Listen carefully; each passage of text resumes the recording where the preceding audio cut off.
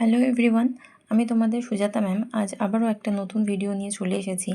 আজ আমরা শিখব তৃতীয় শ্রেণীর আমার গণিত বইয়ের কিছু অঙ্কের সমাধান। চলো শুরু করা যাক। আজ আমরা পৃষ্ঠা নম্বর 55 কিছু অঙ্ক শিখব। তার আগে বলে দিই, যারা অলরেডি আমার চ্যানেলটিকে সাবস্ক্রাইব করে রেখেছো তাদেরকে অনেক অনেক থ্যাংক ইউ, এবং যারা এখনও পর্যন্ত সাবস্ক্রাইব করনি তারা ঝটপট সাবস্ক্রাইব করে নাও। চলো শুরু করা যাক। দেখো, এখানে বলা হয়েছে একটা ব্যাঙ 4 ঘর অন্তর লাফাতে লাফাতে চলেছে। সে 5 বার লাফিয়েছে।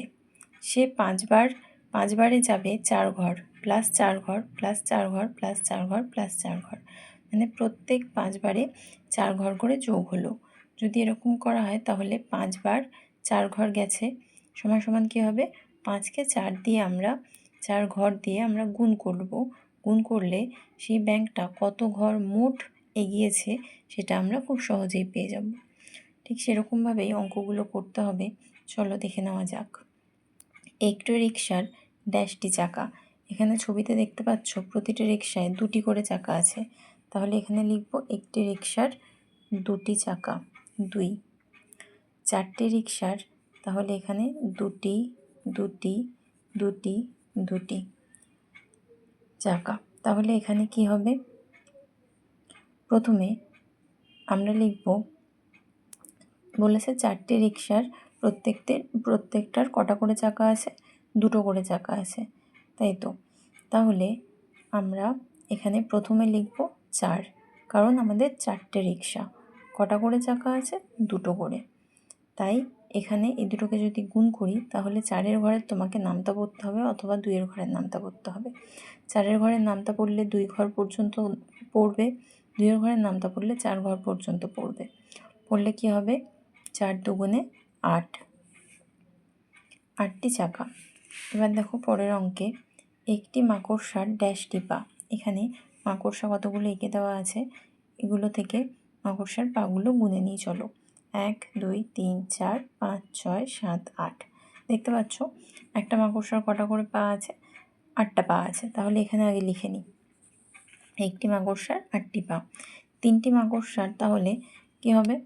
প্রত্যেকটা 8টা করে লিখব। এবার দেখো এখানে তাহলে কি হবে? কটা মাকড়সা আমাদের? 3টে মাকড়সা। কটা করে পা? 8টি করে পা। ঠিক আছে, তাহলে মোট কত হবে? এখানে কি করতে হবে? নামতা পড়তে হবে 3-এর ঘরের অথবা 8-এর ঘরে। 3-এর ঘরের নামতা পড়লে 8 ঘর অবধি পড়বে, 8-এর ঘরের নামতা পড়লে 3 ঘর অবধি পড়বে। তাহলে এখানে হবে 3 8 24, 24টি পা। এরপরে বলা হয়েছে এখানে কতগুলো টিপ ড্র করা আছে। এবার বলেছে একটি টিপের পাতায় ড্যাশটি টিপ। দেখে নিই, 1 2 3 4 5 6 7 8 9 10টা, তাহলে 10টি টিপ।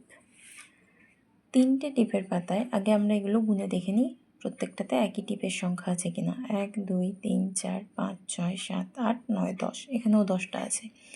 1 2 3 4 5 6 7 8 9 10, এখানেও 10টা আছে। তাহলে 3টে প্রত্যেকটা পাতায় কিন্তু 10টা করে টিপ আছে, তাই এখানে প্রত্যেকটা ঘরে 10 লিখে দিলাম। তাহলে মোট টিপের পাতা কটা? 3টে। কটা করে টিপ আছে প্রত্যেকটাতে? 10টা করে। তাহলে এখানে কি হবে? 3 10 30টি টিপ। এবার আমরা চলে এলাম পৃষ্ঠা নম্বর 56-তে। এখানে বলেছে খরগোশ ও ক্যাঙ্গারুর লাভ দেখি। দেখো এখানে ছবিতে কি আছে? একটা খরগোশ আছে, সে কি করছে? 2 ঘর লাফিয়ে লাফিয়ে এগিয়ে চলেছে। ঠিক আছে, এবার দেখো এখানে কি করা আছে? তোমাকে নামতার আকারে লিখে দেওয়া আছে। এবার তোমাকে এটা করতে হবে। কিভাবে করবে? দেখো প্রথমে লাফিয়ে 2 ঘর গেল, 2 1 2। আবার যখন একবার লাফানো হয়ে গেল, দ্বিতীয়বার যখন লাফালো তখন কি হলো? 2 2 4। ঠিক এরকমভাবে নামতাটা আমাদের করে নিতে হবে। 2 1 2, 2 দুগুণে 4, 3 দুগুণে 6, 4 দুগুণে 8, 5 দুগুণে 10, 6 দুগুণে 12, 7 দুগুণে 14, 8 দুগুণে 16, 9 দুগুণে 18, 10 দুগুণে 20, 11 দুগুণে 22, 12 দুগুণে, যখনই এরকম হবে তখন কি করে নেবে? গুণ করে নেবে। 2 দুগুণে 4, 2 একে 2, 24, 3 দুগুণে 6, 2 একে 2, 26, এবার 14 দুগুণে 28, এখানে 15। আমি কিন্তু 2 দিয়ে 15কে গুণ করছি, মানে 2টাকে আগে নামতা পড়ছি 5 ঘর পর্যন্ত। 5 দুগুণে 10-এর 0, হাতে থাকলো 1, 2 একে 2 একে 3, এটা হলো 15 দুগুণে 30। এবার 6 দুগুণে 12, 2, হাতে থাকলো 1, 2 একে 2 একে 3, কত হলো 16 দুগুণে 32। এবার 7 দুগুণে 14, 4, হাতে থাকলো 1, 2 একে 2 একে 3, 17 দুগুণে 34। 8 দুগুণে 16, 6, হাতে থাকলো 1, 2 একে 2 একে 3, তাহলে এটা হলো 18 দুগুণে 36। 9 দুগুণে 18, 8, হাতে থাকলো 1, 2 একে 2 একে 3, তাহলে 19 দুগুণে 38 আর 20 দুগুণে 40, এটা করে দেওয়াই আছে। এরপর দেখো খরগোশ লাফাচ্ছে, এটা আমাদের গুনতে হবে।